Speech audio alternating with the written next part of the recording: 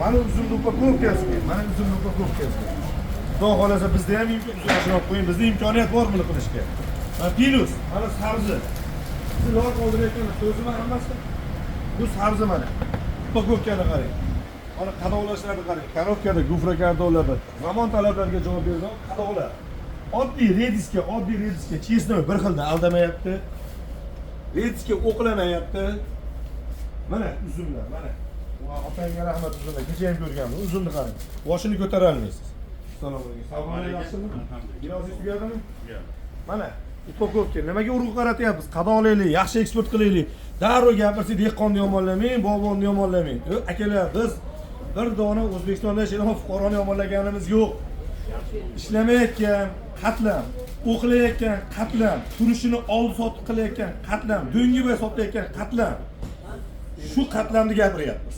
Eksportga mas'ul tashkilotlar qaramayotganligini gapiryapmiz. Nimaga qaramaydi? Mana ko'zimizni ochaylik. Biz ko'zimizni ochadigan vaqt kelib bo'lgan, kemamiz cho'kib ketgan. Bu kemani yuzaga chiqarish uchun mana shu yerda bizning tovarlar turishi kerak. Mana shu joylarda bizda shunaqa meva mahsulotlari bor. Qanchadan qancha xolodilniklar bor vodiyda. Necha yuz ming tonnalik xolodilniklar bor jamlaganda. Toshkentda, Samarqand viloyatida qancha ming tonnalab xolodilniklar qurilyapti. Davlatlar budjetdan ajratilgan, kredit qilingan va tadbirkor o'zini mablag'idan qilgan bu xolodilnikni shu yuklarimiz olib kelib sotishni biz ham xohlaymiz. Biz o'zimiz aldayapmiz. Ayrim qatlam qaramayapti. Yana aytaman, qishloq xo'jaligi uyg'onadigan mahal keldi. Mendan xafa bo'lishmasin. Qishloq xo'jaligi uyg'onadigan mahal keldi. Filiz karantin xodimlaridan iltimos qilaman. Rahmat, o'tganini qaragansizlar. Men patot qilishmas, bir qattiq qarab berishlarini iltimos qilaman. Karantin xodimlaridan, karantinda tashkilotda ishlaydigan har bir iltimos xodimlardan va rahbarlardan iltimos qilaman. Qolaversa, bog'dorchilik agentligi to'g'risi men bilmayman, na ismini bilaman, na bu tashkilotning borligini his qilaman. Iltimos qilaman, qarab beringlar.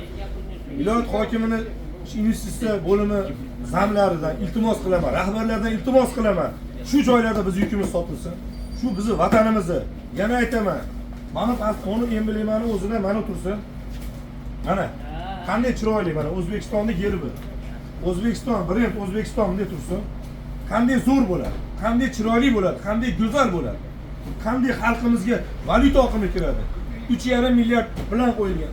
10 milliardga chiqaraylik. Valyuta kirgizaylik, 20 milliard dollar kirgizaylik shu meva sohasini.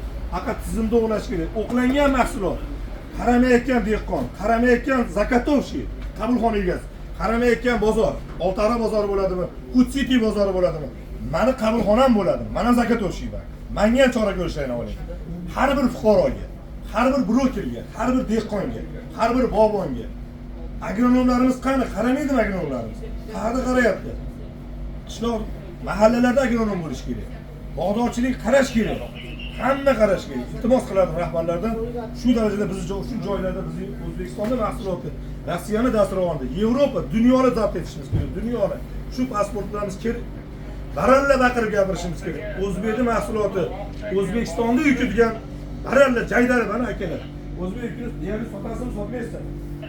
Ashxolos asosiy nima yuk bor? Mana shu o'yinni Xudo xolasa 2025-yilda aytasiz. Mana O'zbekiston tovarini brendi va sifati va zo'r bo'ldi degan yaxshi niyat oldimizga qo'yamiz. Yil oxirida muhtaram prezidentimiz oldida, yurtdagi rahbarlar oldida yorug' yuz bilan martlarcha qilgan mehnatlarimizni olib chiqamiz Xudo xolasa. Muhtaram prezidentimiz, yurtimizni rahbarlarini oldida. Muhtaram prezidentimiz aytib o'tyaptilar. Biz bozor qarab turmaydi. Boshqa joyda olmasa, boshqa mevasi egallaydi. Mana haqiqatdan egallaganlik. Muhtaram prezidentimiz oldini ko'rib, oldini bilganlar uchun shu gaplarni gapirganlar. Muhtaram yurtboshimiz shu gaplarni gapirganlar. Shuni bilib, shunaqa holatga tushib ketganimiz bilib gapirganlar. Endi iltimos qiladim rahbarlardan, muhtaram prezidentimizni ovoragan ishlarga yelkadosh bo'lib, xalqimiz hammamiz birgalikda 2025-yilda sifatli yaxshi qadoqlangan mahsulot chiqaraylik. Iltimos.